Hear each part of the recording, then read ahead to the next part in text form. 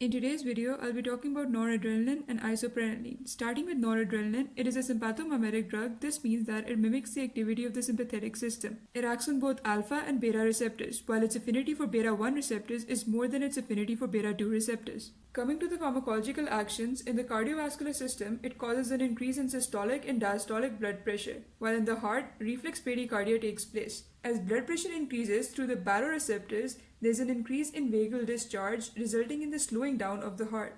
The cardiac output does not change, while in the blood vessels, vasoconstriction is generally seen, apart from the cerebral and the coronary blood flow, which increases. The cerebral blood flow increases because the systolic pressure increases, while the coronary blood flow increases due to some local factors. Now coming to its therapeutic effects, in hypertension, noradrenaline is used to prevent shock.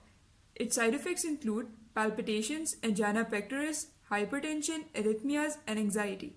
Now let's talk about isoprenaline. It is also a sympathomimetic drug, so it mimics the activity of the sympathetic system. It has greater affinity for beta receptors when compared with alpha receptors. Coming to its pharmacological actions, in the cardiovascular system, it has a positive ionotropic effect, positive chronotropic effect, positive bromotropic effect, and a positive bathmotropic effect. This leads to increased heart rate and increased contractility.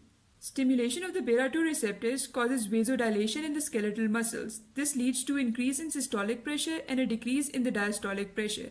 As a result, the pulse pressure widens and there is also an increase in the cardiac output. In the respiratory system, the stimulation of the beta 2 receptors causes bronchodilation.